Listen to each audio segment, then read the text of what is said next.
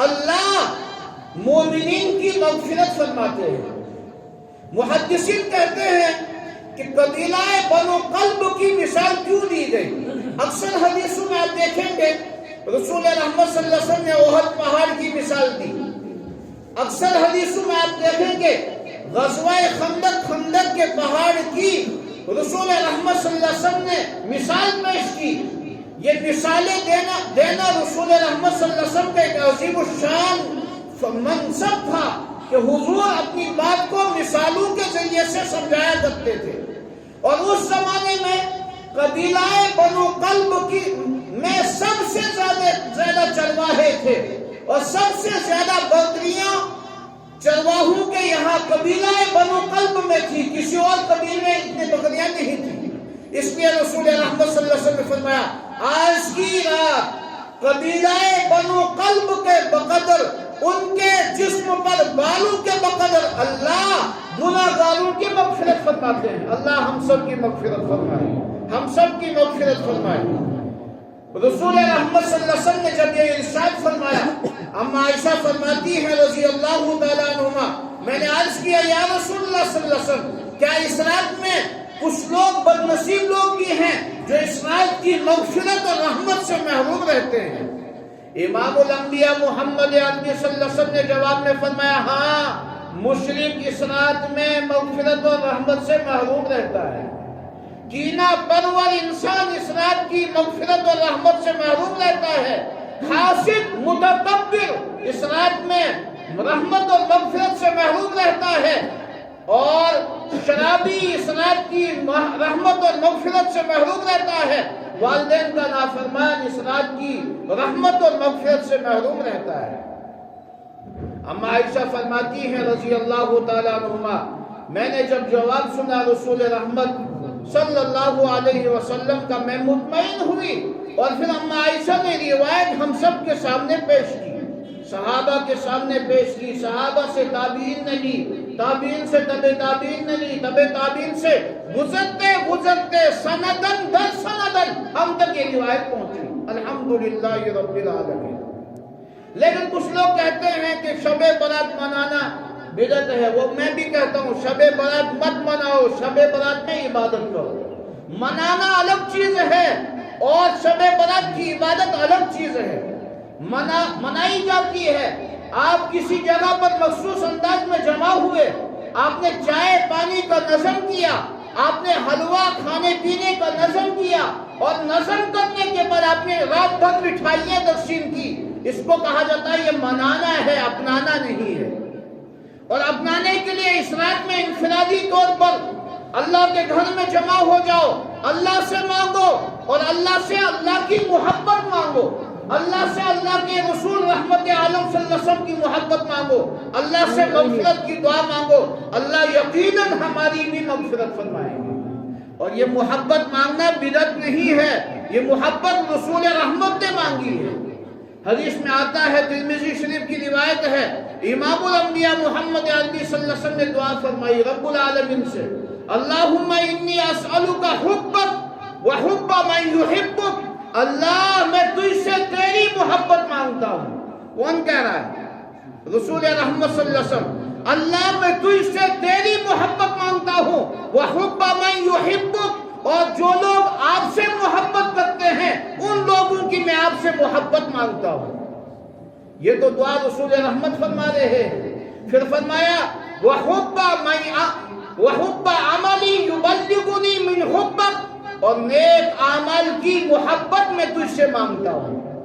نیک اعمال بھی میری زندگی سے نکل گئے، اللہ کی محبت بھی ہمارے دلوں سے رخصت ہو گئی، رسول رحمت صلی اللہ علیہ وسلم کی عظمت اور محبت بھی دلوں سے رخصت ہو گئی۔ اس لیے ہم اگر انفرادی اور اجتماعی جہاں کہیں جس وقت آپ کو موقع ملے ہم اللہ سے مانگیں گے، اللہ ہم آپ سے آپ کی محبت مانگتے ہیں، اللہ ہم آپ سے آپ کی محبت مانگتے ہیں، اور آپ سے آپ کے محبوب پیغمبر صلی اللہ علیہ وسلم کی محبت مانگتے ہیں۔ اور اللہ صرف آپ کے محبوب پیغمبر کی محبت نہیں مانگتے، بلکہ آپ کے چاہنے والے اصحاب پیغمبر اور اولیاء امت کی بھی محبت ہم آپ سے مانگتے ہیں۔ رسول رحمت صلی اللہ علیہ وسلم نے محبت مانگی، جس محبت کا فقدان اس وقت ہمارے دلوں سے رخصت ہو چکا ہے، فقدان ہی فقدان نظر آ رہا ہے۔ ہمارے دلوں کے اندر دنیا کی عظمت اور محبت آ گئی، لیکن اللہ کی محبت غائب ہو گئی۔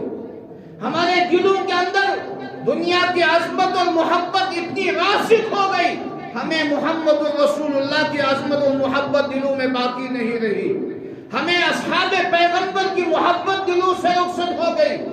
بدعات پر بیان کرنا تو آسان ہے، کچھ لوگ بدعات بدعات بدعات بدعات کہتے رہتے ہیں اور بدعات پہ طرح طرح کے دلائل دیتے ہیں۔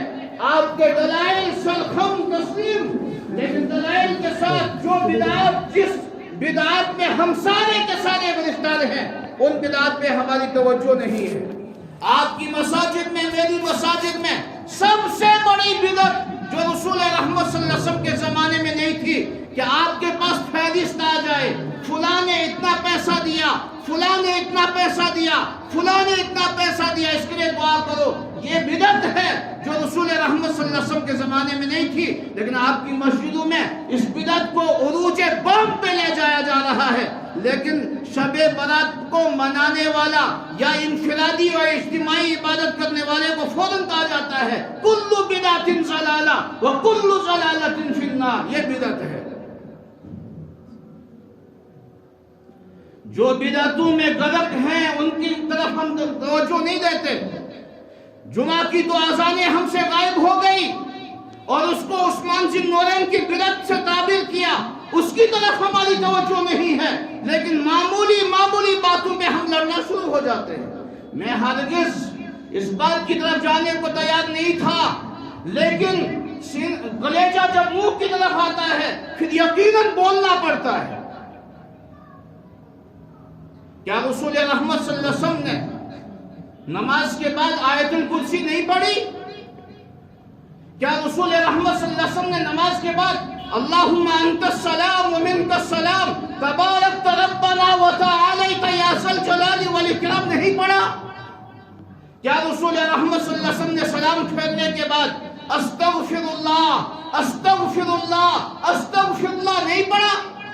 کیا رسول رحمت صلی اللہ علیہ وسلم نے نماز عصر کے بعد ترغیب نہیں دی کہ 33 مرتبہ سبحان اللہ پڑھو، 33 مرتبہ الحمدللہ پڑھو، 34 مرتبہ اللہ اکبر پڑھو؟ کیا یہ رسول رحمت صلی اللہ علیہ وسلم سے ثابت نہیں ہے؟ دور حاضر کا تقاضا یہ تھا شراب پہ بولو، شراب پینے کے عادی اس وقت ہزاروں نہیں لاکھوں ہیں جو مسجد میں آ رہے ہیں، کم از کم نماز تو پڑھ رہے ہیں، جو مسجد میں آ رہے ہیں کم از کم اللہ کا نام تو لے رہے ہیں۔ ان کو تو دھیرے دھیرے آہستہ آہستہ بھی سمجھا سکتے ہیں۔ جو شرابی مسجد کی طرف دیکھنے کو تیار نہیں، جو عیاش اور بدماش مسجد کی طرف تھوکتا ہے، جو زانی زنا کر کے مسجد کی طرف دیکھنے کو تیار نہیں، جو ڈاکو سود کھا کر سودی رقم لے کر مسجد کو دیکھنے کو تیار نہیں، جو رشوت خور رشوت کھا کر اپنی زندگی کو اجیرن بنا چکا ہے، اس کی طرف ہمیں توجہ نہیں ہے۔ انفرادی اور اجتماعی پہ لڑنا شروع کر دو۔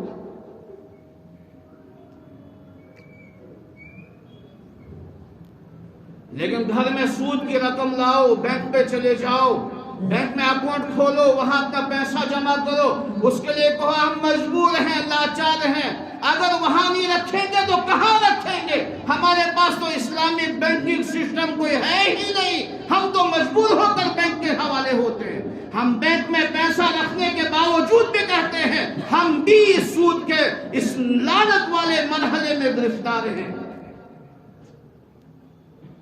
رشوت خور رشوت کھا کر چوراہے پہ ہزارہا غیبتیں کرنے کے بعد مسجد میں آ کر اعلان کرے میں سب سے پکا مسلمان ہوں۔ مجھے خدا نہ بتاؤ آج کون سا گھر ہے، کس گھر کا کچن ہے جس کے گھر میں شام کو کھانے سے پہلے اپنے ہمسائے کی غیبت نہیں ہوتی۔ وہ کون سا انسان اس وقت مارکیٹ میں ہے جس کو اپنے ہمسائے اپنے رشتہ دار سے انبن نہیں ہے؟ رسول رحمت نے توڑنے سے منع فرمایا، جوڑنے کا حکم دیا۔ رسول رحمت صلی اللہ علیہ وسلم نے الراحمون یرحمہم الرحمن کا اعلان کیا، پھر فرمایا ارحموا من فی الارض یرحمکم من فی السماء، تم زمین والوں پہ رحم کرو، آسمان والا تم پہ رحم کرے گا۔ یہ تو میرا